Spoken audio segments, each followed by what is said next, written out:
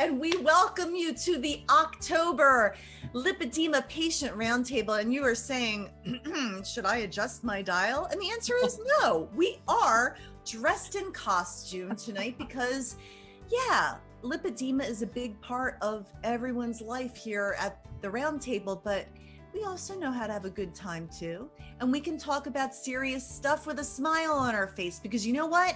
We've got this. We are working to bring hope and help to everyone. I'm Brenda Viola. I am your host and moderator. I work for Lympha Press, and it is my pleasure to welcome you this evening. I see you logging on, and we're delighted. So we have amazing people at the round table, and you may not recognize them because, you know, we're not in our regularly scheduled outfits. I'm Supergirl tonight. We have a brand new guest this month. Her name came up a lot last month, and we conjured her to join us. Linda Ann Kahn, we're so delighted to have you here tonight. It's an honor to be here with one of you beautiful ladies. Oh, well, we consider it our honor. So we look forward to bringing questions your way. Of course, Cheryl Scoledge, lipedema and food sensitivities. You are conjuring, what is your costume? You are not an evil witch, but you are kind of witchy, woman. Yeah, I did have a witch hat that I was planning on having, but it didn't really turn out that well. But we love having you, Cheryl. Thank you so much. In the spirit. Yeah, totally. Oh, now the lippy butterfly, you make me feel a little bit like Mardi Gras tonight. I'm a Creole butterfly. A Creole butterfly, love it. Pattie Cornute, you are steampunk tonight. Rocking it, girlfriend. Love then it. We have Pale Ginger Pear, who is rocking the gingerbread. Love it. I mean, come awesome. On, way to show us all up, but wait a minute. We thought we'd seen it all, but then Dr. Herbst showed up with her massive wig of curly hair. And what's going to be so cool is talking to her tonight and having the brilliance spew from her in that getup. So having said all that, I start every month the same way. What's the biggest thing you learned this last month? So I'm going to go to you first, Cheryl. Tell us what you learned. Well, this past month, previous to this past month, I had seen a lot of posts about massage guns, and I was just kind of blowing it off going, oh, it's just going to be a fad. It's not really going to do all that much. But I had the opportunity of obtaining a massage gun, and I am blown away. I am really impressed.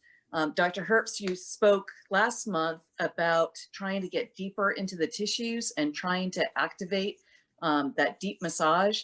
And I'm telling you, that massage gun, I don't know if it's similar to Quadrivaris, but man, it's really doing some amazing things. I've only had it for 7 days so far. But when I started using it, I felt some really deep pain in the lipedema tissues, as I'm sure all of us have. But, you know, usually you just kind of ignore it, right? You don't try to get that pain to surface at all, right? It's just kind of there. And after 7 days, reduced by about 50%. So I'm really excited about massage guns now. Okay, we'll probably end up going back to massage guns a little bit, but that's really super interesting. I love what you learned this past month. What about you, Lippy Butterfly? What was the biggest takeaway from your last month? For my last month, what I tried to introduce was some connective tissue massage for the fat pads behind my ankles. And within 2 days, I was able to actually have a little bit of sensation on the tops and bottoms of my feet that I did not have before. For the past 5 years, I could feel pressure. But this time when my nephew squeezed my feet, I could actually tell that there were fingers on the tops and bottoms. And in addition to changing my food sensitivities, of course, that I believe that aided with that as well. But I believe that massaging those areas and moving some of that fluid out of those pockets actually assisted with that this month. Okay, so we have two common themes going here, massage. Linda Ann Kahn, what was the biggest thing you learned this last month? Well, at the NLL conference, somebody spoke about a spiky ball. a spiky ball to massage the connective tissue. So we're on the same theme here. And I haven't ordered it yet because the conference only ended yesterday. Well, the day before, I've been busy. And I'm going to be ordering it. So that's supposed to be really good to massage the connective tissue. Interesting. I feel like everybody's going to be Googling. First of all, I want to say hi to the wonderful people out there right now. We see Heather Zunker and my friend Nita Cluis is there, Marsha Witt, Carol Moody. Thank you for being with us tonight. We love having you at the roundtable. We love being here. Can you feel it? We're digging it. But I'm going to start talking less and I'm going to go right over to Pale Ginger Pear. What was the biggest thing you learned this last month? I learned that surgery can actually be rough. Like this was my first one where I had to I feel it. But I know, just on everybody's topic of massage, if it wasn't for getting the back of my thighs massaged and the side of my thigh really rubbed out, I was not able to bend my leg from swelling and stuff. So it's definitely been massage helps move that fluid and gets it going so we can just function. That's really good. We want to hear more about your surgery. And we know that your Dr. Schwartz may very well be a surprise guest later tonight. I always get surprised when one of these little boxes lights up and someone shows up to be our friend and participate in the roundtable. But I want to definitely go to my dear Pattie Cornute. You know, I got to say, Pattie was the first person I met in the lipedema community. And Pattie, you're amazing.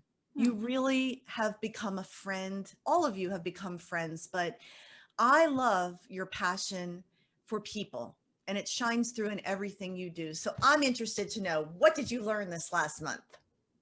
I had a pretty big aha moment this month.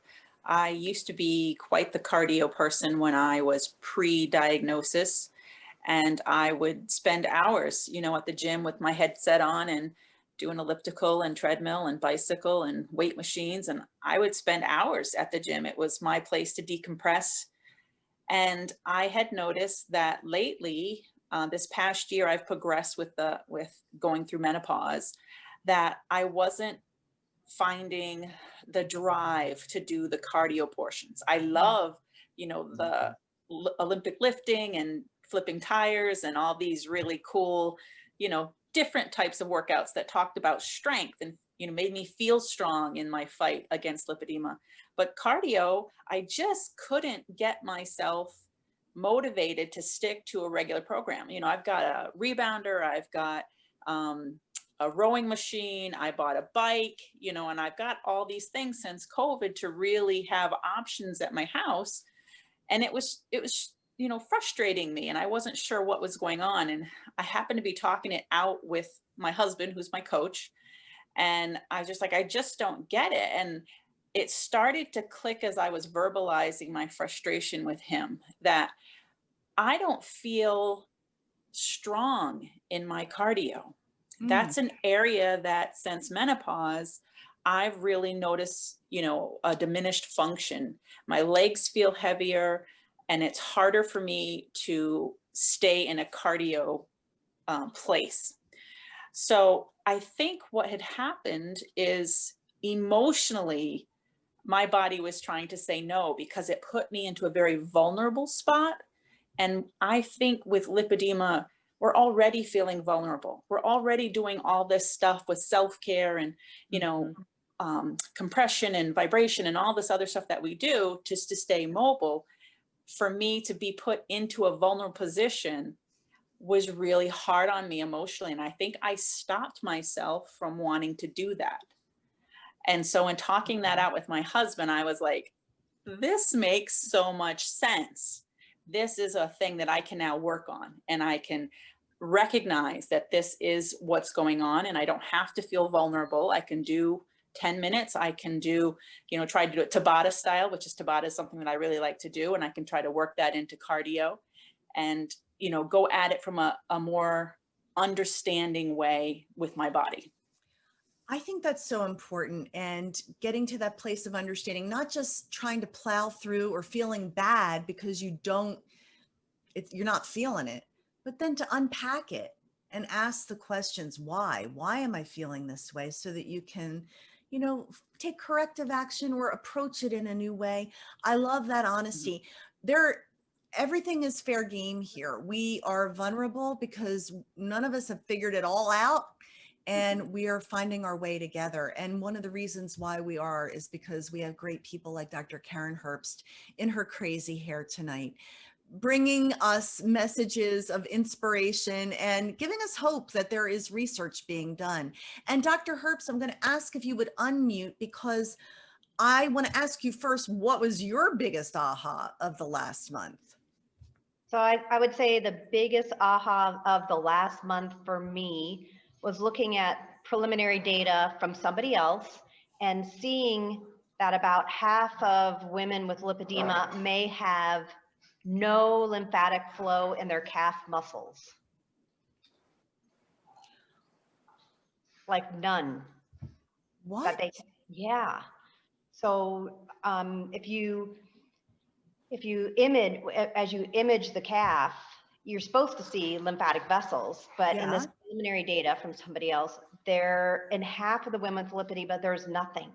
There's nothing in the muscle. And that suggests to me that there's a lot of damage in the muscle, and the lymphatics are either dying off or getting wiped out or something. I've never seen anything like it before. How do you rehabilitate that? Well, yeah. So I think you need to heal the tissue, and a lot of ladies with lipedema have lots of calf involvement. And as we age too, as women, our veins become more varicose. They get a little bit of reflux. You might feel some heaviness in your legs. That's just kind of just the way it is. But I did not expect that. And so I can't think of anything else really. I mean, I've been thinking about it and thinking about it. Yeah, I can only imagine. So I think you need to get deep down into the tissue in order to allow it to heal. Yeah. And I was feeling somebody's calf last week, I think it was. And I said, I can't feel that you have a muscle. I can't even get my fingers deep at all. I can't grab skin, and so I'm thinking of it as like the poor little muscles drowning in there, or it's in a cage and it can't expand and function like it should. So it's starting to break down. And we have seen that women with lipedema have smaller muscles than women who don't have lipedema and that have the same body mass index. So there may be muscle loss, right, Linda Ann? There may be muscle. Yeah, I see you wanting to jump in. Go ahead, Linda Ann. I just wanted to know, was that with ICG that it was visualized? The MRI and really? lymphography, lymphangiography. Amazing. Yeah. I mean, it was striking. And I said, what's that? Oh, we saw that in about 6 of 13 women. I'm like, that's like half. That's a big deal. What's going on? Why are those women different? What is the size of their calf? What do they look like? Do you have pictures? And I didn't get any of that information. Wow. But that's, and then you need good fascia for your muscle calf pump to work. If the fascia is breaking down and the muscle isn't draining very well, obviously it's going to start dying off. Yep. So I don't know exactly what it means. I'm kind of just talking out loud here, but but I think muscles are, when we think about lipedema, we should be thinking about fat and we should be thinking about muscles. And then the fascia surrounds the muscles. So then we have to work on the fascia, right? The connective tissue. And maybe that would help. Yes, I think so. And then we've seen, working with Jamie Schwartz, he drags me into the OR, puts me on FaceTime, and I've seen a lot of the fascia that overlies the muscle, and sometimes it's completely gone. It's just fatty. And sometimes it's great. And so why is it great in some and it's not great in others? So that's something that we need to figure out. Pattie, you wanted to add to that conversation.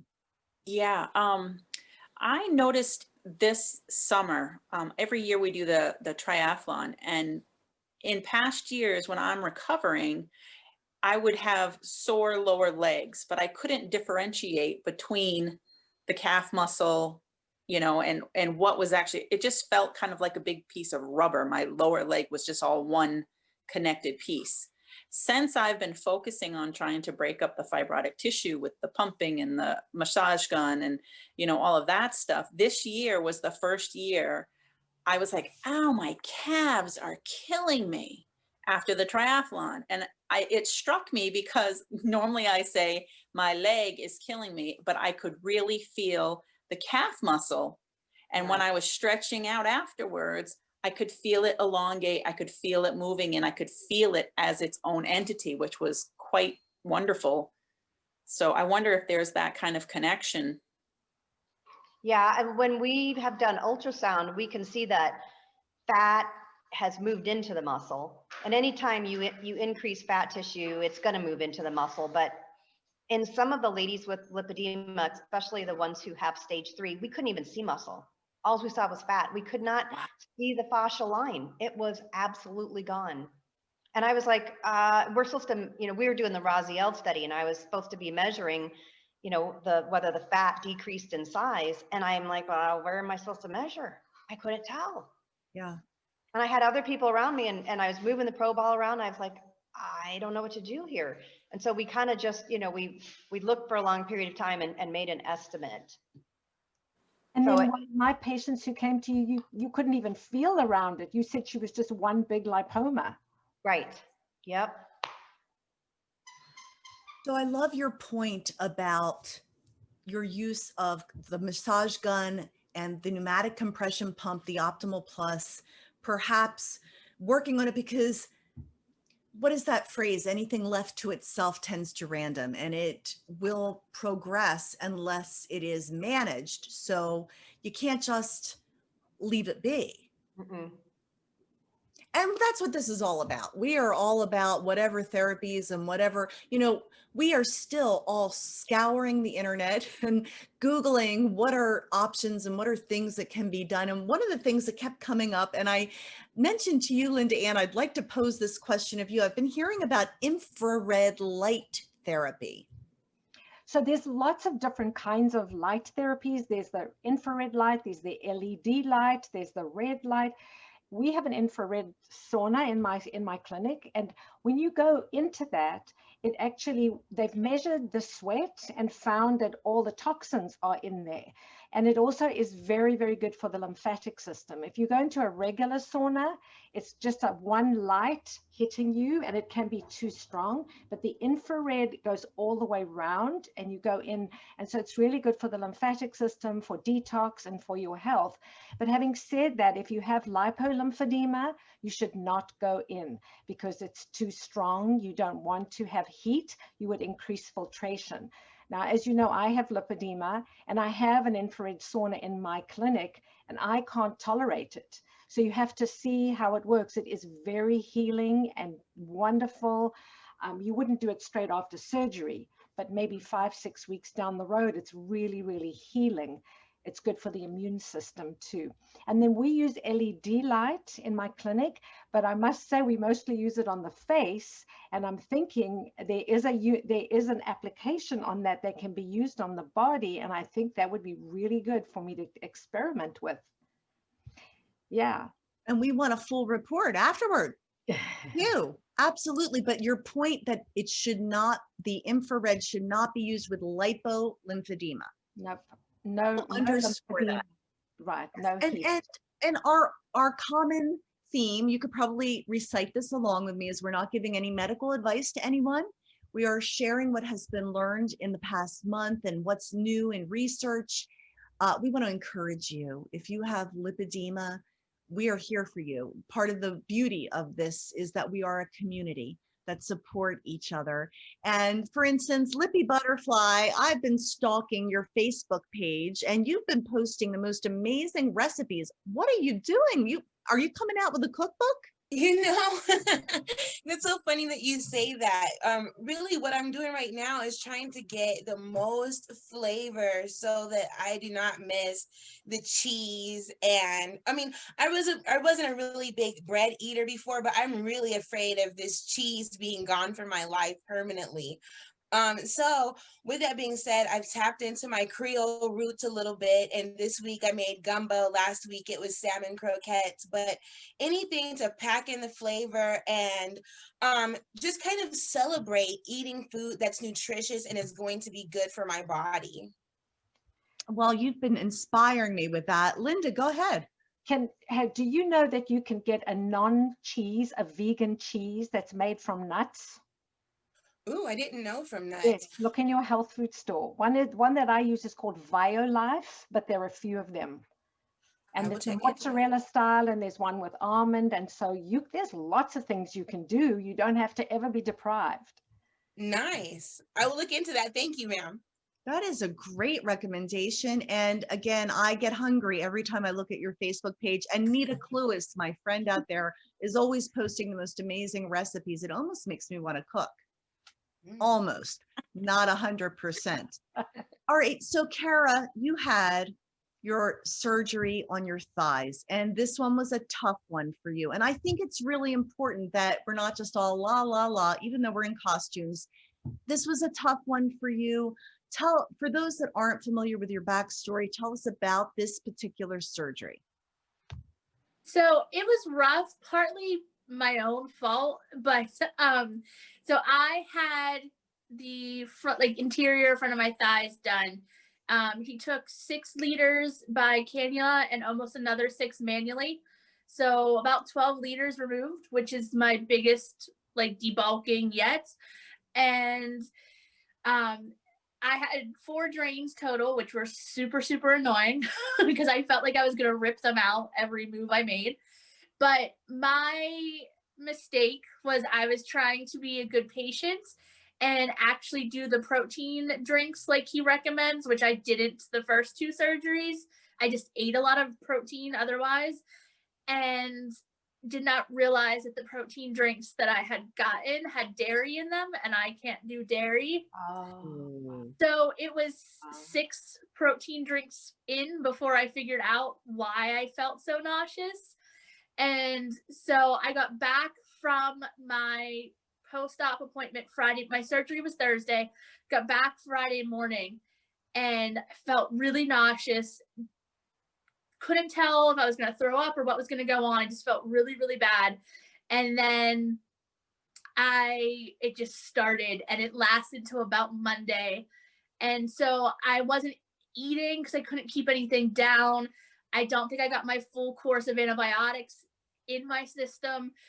And I just didn't have the energy or couldn't really be as active as I was the first 2 surgeries because I had to go like right back to the restroom. And so because of that, I feel like my energy level wasn't what it was the first surgeries, and it's been longer to get it back up. And then it was about a week after, a little bit longer than a week. It would have been like the second weekend after. And I woke up Sunday morning and my left thigh was like bright pink. It wasn't hot, it wasn't itchy, it was just bright pink, and it was like tighter to touch. So I said, well, I can't afford to take more time off of work, so I'm just going to go to the ER today while it's a Sunday and I don't have work, and just get them to look at it. The ER doctor was really hesitant to really say what it was or anything like that. I don't know if he didn't want to like insult or possibly like say something wrong regarding Dr. Jamie. So he just was like real, and I was like, I'm pretty sure it's cellulitis. Like, you know, can we just get an antibiotic and like get this going? And was it cellulitis? He didn't give me that definition. He like wouldn't diagnose me with anything. He gave me antibiotics to be on the safe side. But like I sent pictures to Jerry, who is the surgery tech for Dr. Jamie, and she sent the pictures right away to Dr. Schwartz. And he was on the phone to the ER on a Sunday morning at like probably 7 a.m. his time, like above and beyond, talked to the ER doctor multiple times. They did a ultrasound of the leg. There was no blood clots, no weird pooling of fluid, just swelling from surgery. And the pinkness. So like I said, they gave me more antibiotics. So I've been on antibiotics for like 3 weeks straight, which is wreaking other havoc. I'm so over some of this stuff right now. I bet, especially Yeah. since your previous experience was nothing like this. I But know the first 2 were so easy. I joked around. I'm like, I knew it was going to catch up to me at some point. Like, and everybody's like, how do you feel? I'm like, I actually feel like I had surgery for once. That's kind of like, but the swelling in my legs is finally starting to like not be a big thing. So I can bend easier. I can sit better. So I'm starting to like feel a little bit more normal in that sense. I started using my Lympha Press 10 days after surgery. I got the okay from Dr. Jamie, even with the one drain spot still kind of leaking. I just put like extra padding there to soak up anything and managed to kind of crawl my way into it and had my son zip me up and use the pump to help with the massaging of the legs and get everything flowing. that's wonderful. Well, we're so glad. And we also know that there was an outpouring of support from social media saying the Muppets are safe. Yeah, the Muppets, they do not look at all like they've been touched.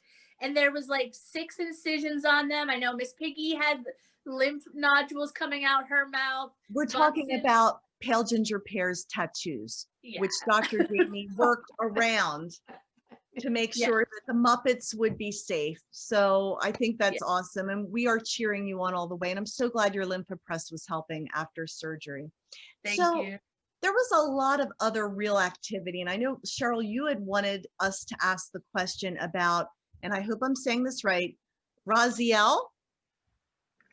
You had posted it, I think, on your page, the news about the new drug. They're saying that it will create fat cell death, which everybody's ears perked up when we saw that and heard that. What's happening in your, before I go to Dr. Herbst, who is the authority on this, what kind of feeling did you get from your community, Cheryl? Were they excited to hear that this drug might make a change for them? Absolutely. As you know, we have almost 6,000 lipedema ladies on our Facebook page. And so we try to keep kind of up to date with what's going on, and any information or research that comes across, we try to get it posted onto our group. And so one of the big ones was about the Raziel trial.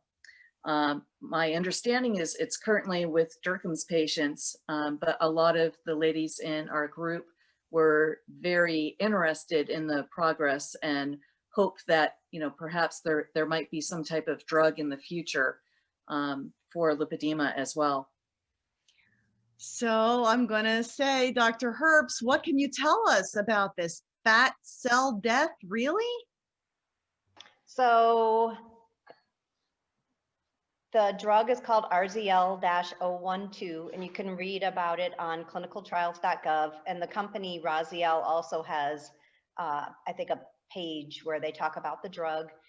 It was actually developed in the US, but the Raziel is in Israel, and they did all the animal studies and in vitro studies on it and then brought it into humans. It's currently being used in human trials to see if they can reduce the abdominal obesity, gynecomastia or man boobs, and also Derkham's disease to reduce the lipomas. When I first did a study with Raziel, we had 6 participants who had Derkham's disease, and we had 6 participants that had lipedema. And I wanted to inject that little fat pad on the medial knee to see if we could reduce that, because that would allow a woman with lipedema to put her legs closer together. But Raziel chose to do it above the knee. And that area of tissue is kind of, the skin is thicker, the fascia is thicker in that area. And when we did the injections, we did them, I think, 2 centimeters apart and then 1 centimeter apart. but and only in a line, just in a single line. So you really weren't treating anything in particular. You were just injecting it into a linear area. And some of the ladies noticed that their pants fit better. So I thought that was really important. But with the Derkham's disease, the lipoma shrunk by about 50%. Pain was reduced by over 70%. So they put lipedema on hold and pursued Derkham's disease. And they actually have an application into the FDA to pursue RZL-012 as an orphan drug for Derkham's disease, meaning there is no drug for Derkham's disease. So this would be, a first. And I don't know how it's going so far. We're in the midst of a study. We are recruiting our last participant on the 8th of November, and then we will be completely done enrolling. And some of the participants, their lipomas are shrinking. Are gone. Like I can't find them anymore, which is really fabulous. Others, we can still find them. The placebo that they're using is it's a detergent and polyethylene glycol. So it's super irritating to the tissue. So it kind of replicates what the drug does when it's injected. So honest to goodness, I can't tell on some people whether they got the drug or they got the placebo. And we will get unblinded after everybody finishes day 84. So if our last participant gets enrolled on November 8th, it'll be 84 more days before we can unblind and find out what people got. So the fact that you can actually make a lipoma disappear, that's pretty good. So why wouldn't, and it should work on regular fat. It should work on lipedema fat. So I think once they're done with the Derkham's disease, we'll move into lipedema after that. This is potentially huge. It's potentially huge. The only thing is there are side effects. So the side effects are redness, some swelling, itching, burning. And then we've noticed that the skin can become slightly discolored above the injection site. Like there's I don't know what it is. It's just a pigmentation of the skin overlying the area that we injected. And slowly it's getting better over time in the people in which that develops. Some people develop it, some people don't. And I just can't figure out, why someone would develop it and someone wouldn't, because I don't know who's getting the drug and who's getting placebo. But in the ones where it's gone and their pain, that's the amazing part. The pain goes away before the lipoma goes away. And it's dramatic. It goes from like, these people are at 6s and 7s, and we have a pain scale. They have to read it. They have to look at it, and they have to pick their number. It's not just something coming out of their head. So they're looking at it and saying, yeah, this is how I feel. This is the right number. So we're at 6s and 7s, and now we're at 0s to 3s. Wow. So Wow. Well, that's super exciting. So if we could just put it like a grid on the leg, and we could just start injecting, and then see what happens. And we ice after we give the injection. That seems to really help decrease the response. We've handed out Benadryl gel, but only one person has used it. So the itching goes away quickly. The burning goes away quickly.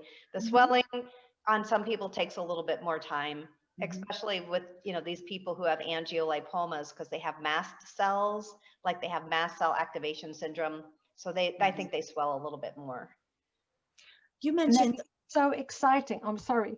No, go ahead. Because the patients really suffer. Those lipomas are so painful in the Derkham's patients. So this is it's fantastic. And you mentioned ice, Dr. Herbst, and in chat, and by the way, we're going to get to all of your questions. I see them popping up through the chat here. There were some questions about cryotherapy, and Linda Ann, you mentioned that you use that in your practice as well. No, someone asked a question about cold laser, and I told them that I do that, but I do use something. I use a cold laser for lipomas and also for fibrotic tissue. It's fantastic. And post-surgical, when there's lipomas, I'm actually working with one of Dr. Jamie's patients who had surgery all the way down the back of her leg, and she was really hard and fibrotic, so we can work with the laser with that. But then I have another thing. It's a really not machine that's readily available. It's a 6-diode laser, and it has a negative pressure, like a suction and a massage, and it's cold. So I've had it for years and was using it for cellulite. And then several years ago, after talking to Dr. Herbst and Dr. Eichen, I pulled it out. And the only problem is it's sometimes painful on some people, which is okay if we can break it down, but some people don't tolerate it. But then the cold laser is more readily available, and it's fantastic for fibrotic tissue. So everybody who's just meeting you for the first time are saying, how can I come and see you, Linda Ann Kahn? I want you to give me some therapy. And you are located on the West Coast, correct? I'm in San Diego. Yeah. So people can reach you or follow you how? So I have a LinkedIn page. I have a Facebook page. My website's lymphatictherapyservices.com. And I do online virtual consultations too, because there's so much education to be done with lipedema. And I often teach people self-massage, dry brushing, stuff like that. So. Good. I think there was a lot of people that just wrote all that down when they were watching. So Sandy Darley is out there. Sandy, you have been such a regular attendee at these roundtables, and we're so glad that you're here. You and a lot of people heard what was said about the calf, and they're like, come on, really? There's got to be a way to stimulate the calf flow. She says, FS microcurrent, question mark? Does anybody want to speak to that? Well, I know that microcurrent is super healing. So anything that you could do to heal the tissue deeply. So can I say one of the other interesting things that I saw this month? I have a patient in the Raziel study. She has lipedema, but not like, I would say she's stage 1. So not a lot of lipedema, but she has angiolipomas too. But she said, ever since puberty, my legs have always been bigger. And she's super tiny person. So she's got tiny, tiny little waist.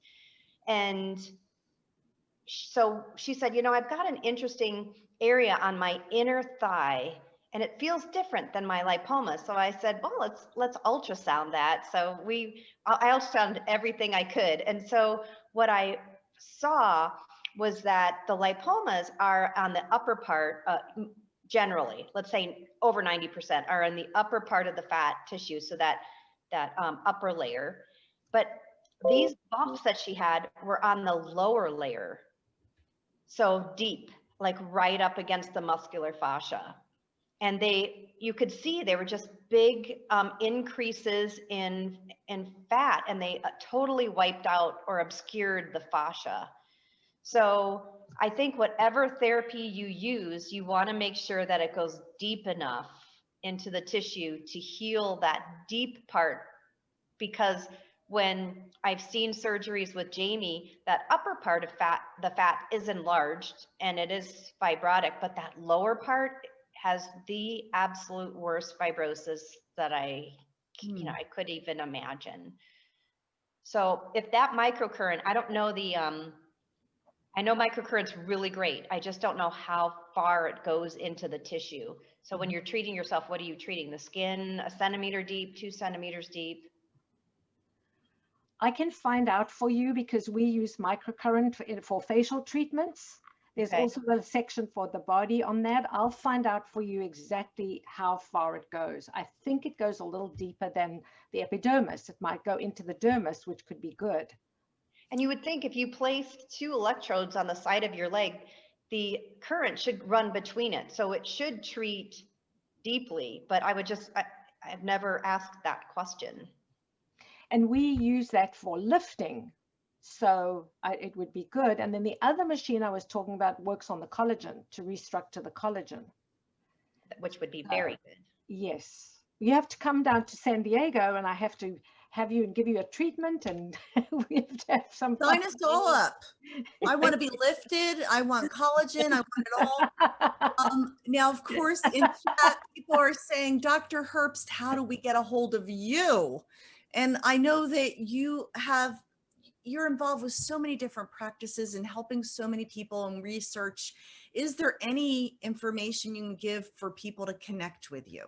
So right now I'm starting to see some patients in Jamie Schwartz's practice. So you could always just call his practice. Perfect. That'll help. There you go.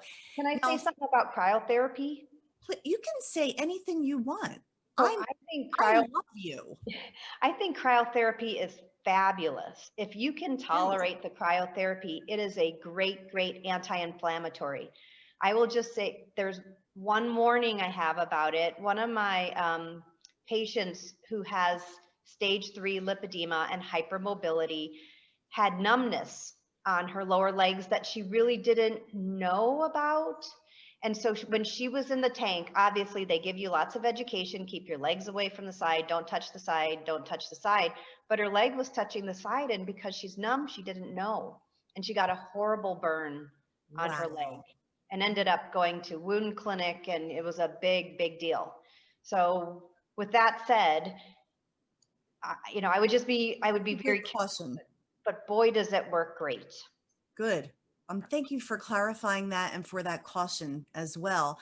One of the other questions about the calf area came up because, when we were trying to talk about essential oils last month, everybody was like, well, you should ask Dr. Linda Ann Kahn. You should ask Linda Ann Kahn. Well, we have a question. What essential oils might help with the calf issue? Well, now you're on my favorite subject. Even Good. yeah, I'm really lighting up. No, it's great. There are lots and lots of oils that can be used. Cypress is a really good oil because it has a vasoconstricting effect, and it also moves the lymph, and it also helps to have a diuretic effect, but mainly because of that vasoconstrictive. Juniper is also good. So those would be two that would be good on the calf. There's lots more, and you never use the oils directly on your skin. You always blend it in a carrier oil. Fractionated coconut oil is really the best, not the coconut oil you eat, but they've fractionated it. So they've taken out some of the essential fatty acids, and so it's liquid. And you usually put about 8 to 10 drops of essential oils in with about half an ounce of oil.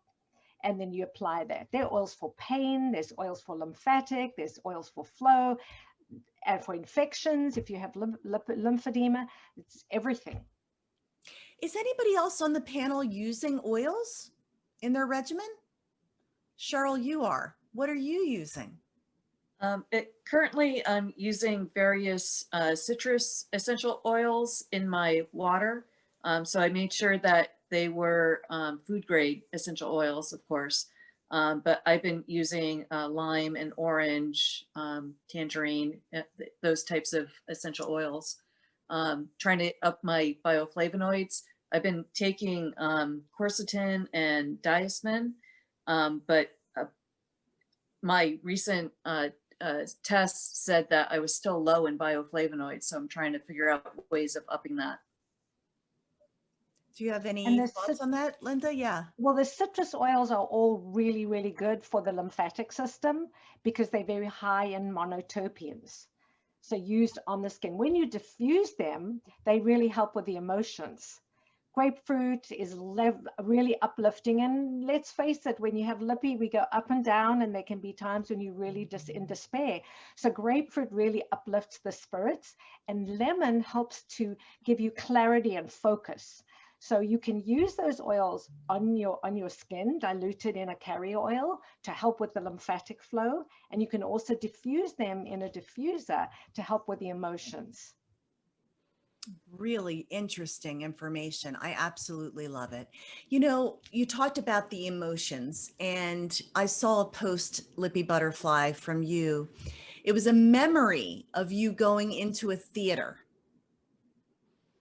Can you share what was going on with that memory, where you were then and where you are today? I think it'll be encouraging to people.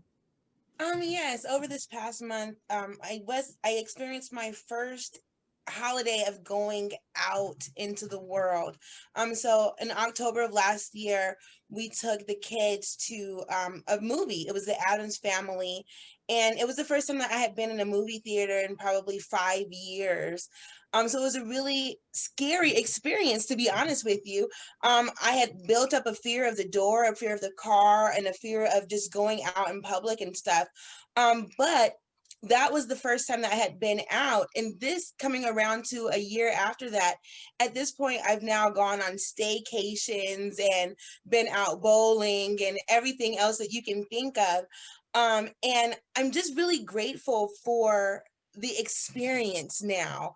I'm grateful for having gone through the hard times, because these times now I can celebrate, and they remind me that I don't want to go backwards. They encourage me to keep pushing forward, keep trying out different things like the food sensitivities, keep trying out phasia blasting or pumping or whatever it is, to try to get back to life. So this was a really big one this time around, this anniversary. It seems like I celebrate every anniversary, but I'm not going to stop doing that, because each one of them is important to me. I was in a very, very dark place because of where lipedema had just taken me. But I've just determined in my life that I'm just not going to succumb to what lipedema can like kind of take you through. I'm just going to actually get back to living life and having the most fun I possibly can. We want you to have the most fun you possibly can. And certainly in that cool Mardi Gras outfit, you're positioned for fun. Do any of you have any memories like that that have come up and said, wow, I've come a long way, baby? The base of my outfit I used last year when I was the Cowardly Lion, and the comparison picture of how this fit me last year to how it fits me now is insane. And like, it's so different. Like, even my guy friends that are clueless saw the picture and was like, you're a different person. Like, it's, yeah. So I will post it later on my Instagram afterwards. I also did just find out that Dr. Jamie is running behind, so he's not going to be able to make it today, unfortunately. That's all right. We're just going to have him twice next month. There you go. Do you have a memory, Pattie, of who you used to be and who you are today, and something that has lifted your spirits when you think about the fact that, yeah, this is a progressive disease, but I have made progress against it? Definitely. We just went away to Boothbay Harbor, Maine, and my husband and I at one point decided we were going to go chase the sunrise. And it was a bit of a hike, and up and down banks, and eventually across a bunch of boulders to get there, and set my chair up, and we waited, and up it came, and it was just glorious. And, you know, I kind of got a little emotional sitting there watching it and just feeling so grateful. You know, it wasn't long ago that I wasn't able to do mobility things. I couldn't really stand for very long or walk very far. And, you know, that comes back to you every time that you're able to do that. I still, you know, when I walk to the mailbox to get the mail, get teary-eyed sometimes when I remember that I didn't used to be able to do that. You know, I used to have to park at the end of the driveway to get the mail. And, you know, it's just little things that, you know, come up in day-to-day stuff that you're grateful for. Yeah, you know, we're heading into a month of gratitude in November, and that's probably what we should make for our theme next month is gratitude, because I find when I appreciate things, they grow and they flourish. We have some really interesting comments in chat right now. And Tara, my heart goes out to you. You're saying that you feel like your lipedema might have presented when you got sober. She's 16 months sober. She says, all my hormones went crazy. So becoming myself again, being sober, she feels that perhaps there was a correlation. Now, I know one thing, you always say, Dr. Herbst, sugar is not a good thing. So removing that sugar from her life should ultimately be a very good thing for Tara, correct? Correct. Yep. I'm not sure exactly why that happened, but anytime you change your metabolism, things happen. Yeah. So like just using thyroid hormone as an example, if your thyroid is overactive, your whole body is out of whack. If your thyroid is underactive or low, your body is all out of whack. Mm-hmm. And I think I guess sober, we're talking alcohol, right? Yeah, I would think, that's what I'm assuming. Please clarify if we're wrong about that. But I guess my, Alcohol brings sugar and fat, sugar and fats into your body, but it also does a lot of other things. For example, it inhibits lymphatic pumping. So it could be that over time, there were changes in the lymphatic system.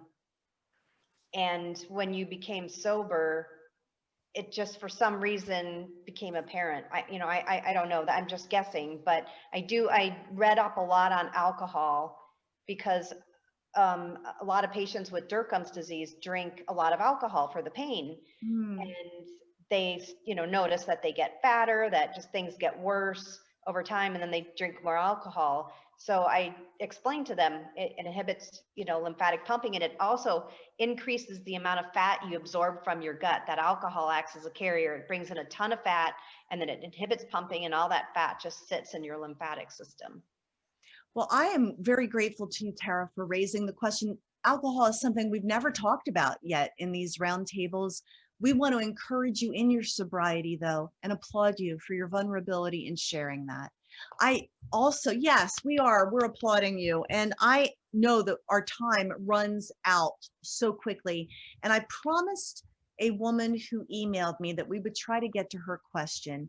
And she shares her story about surgeries. She's had 3 surgeries, but she's now seeing that there is fat growing in her torso. And she is concerned about that fat affecting her internal organs and her heart. Is it possible that the fat growth in my abdomen could be lipedema related, or at least some lipedema? She has had lipedema surgeries in the past. So this abdominal area, and we had another question about abdominoplasty and affecting your organs. I'm not probably saying this correctly, but can anybody jump in? And of course, I'm looking at you, Dr. Herbst. So I'll definitely jump in. So if you look in the literature at the research studies that have looked at fat around the organs and around the heart, it correlates directly with body mass index, but body mass index as it relates to abdominal obesity. So it doesn't happen in gynoid obesity, which is, what we see with lipedema. So one of the things that I like to focus on is for ladies with lipedema not to gain weight on the abdomen, because once it gets there, it usually tends to stay in some form, even if you lose weight after that, because that area of the body can become so inflamed, and then the tissue becomes fibrotic, and then you can't lose it by diet or exercise.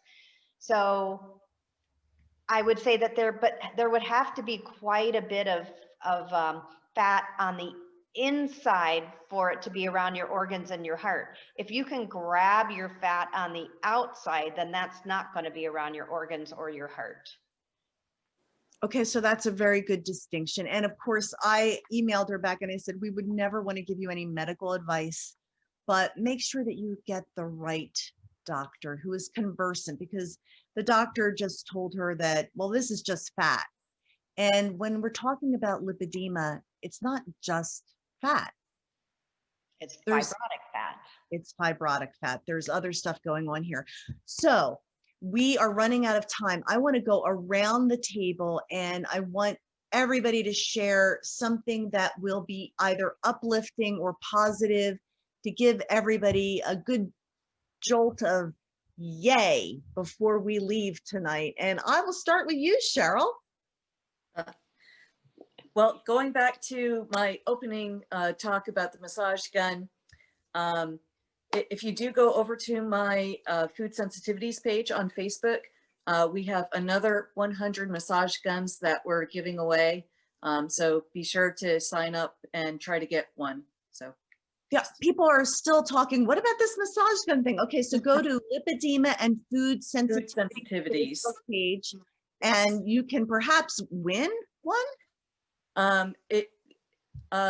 For your honest opinion of the gun, Fitness Brands is offering 100 massage guns. They have 100 more to give away.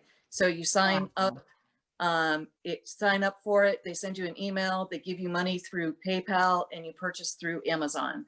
So it is only available for U.S. residents who have an Amazon Prime account. So I guess I should mention that. Thank you for that But disclaimer, Cheryl. they did say that there's another 100 out there. So yeah. Oh, good. Well, I have a feeling like 100 people just went to your Facebook page there, and we thank you so much for your words of encouragement and for being such a leader in the community, Cheryl. We really appreciate you. Okay, PGP, words of encouragement to the people out there. I think it's just what I tend to go with of you're not alone in this, as you know, the panel here has said, and all of the people watching, reach out to somebody, speak about it. It's not something to be embarrassed about. We all understand, we're all here, and you know, you're just not alone. Love it. Perfect. Lippy Butterfly. Sorry. Mine is the same kind of as Cara's. It's get involved and stay involved in the community. This past month has been emotionally a struggle for me to stay on top of things. But Cheryl has a Love University that's running right now that's kind of keeping me on top of what I need to do for my lipedema.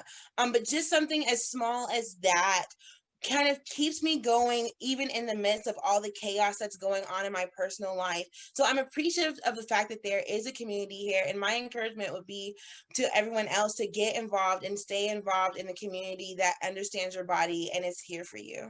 Wonderful. Perfectly said. Okay, my Patty. I have 2 words: dance fitness. I recently, as of today, was on one of my plus size fitness groups, and one of them had posted a question about dance fitness videos. And if you go to YouTube and you do a search for dance fitness, there are videos that are basically teaching you how to dance as part of like being active. And it's a great version of cardio. I love it. I want to do it. One of my favorites is the Fitness Marshal, and he's phenomenal. He has great videos. And then we saw some today from, I think, Shine Fitness. Lots of fun, great stuff. So I love it. Pick your favorite song, see if they've got some dance moves you can And do with boogie it. on down. That's right. Yep. I love it. Okay, Linda, how would you like to encourage people? So what I would like to do is go on what you were saying about gratitude, because I am right now filled with gratitude. That we have a visionary such as Karen Herbst dressed up. Wait till the others hear this in our team. We're not stuffy here. And that Brenda is hosting this amazing group. I've been, and listened to quite a lot of them, and that you ladies are all leaders and what's the word? There's not leaders, it's influencers, that's the word I was thinking of. And also really a lot of gratitude that there are a lot of things available now for lipedema, and that the recognition is growing and growing, and that there is hope, and that there's lots of things to do moving forward, and people can improve. So love it. Crazy hair, Dr. Herbst. Bring it on in. I echo what Linda Ann said. I love the idea of dance fitness, and I would encourage everybody to try and get into water if you can, since that really helps move the tissue deeply. And I'm thinking it would be a great idea to soak in some Epsom salts. I think Linda Ann would be in agreement with that. It's super healing, and magnesium, a lot of us are low in magnesium in our bodies, and magnesium helps enzymes work, and enzymes help break down fibrotic tissue. So Epsom salt soak, moving the legs around.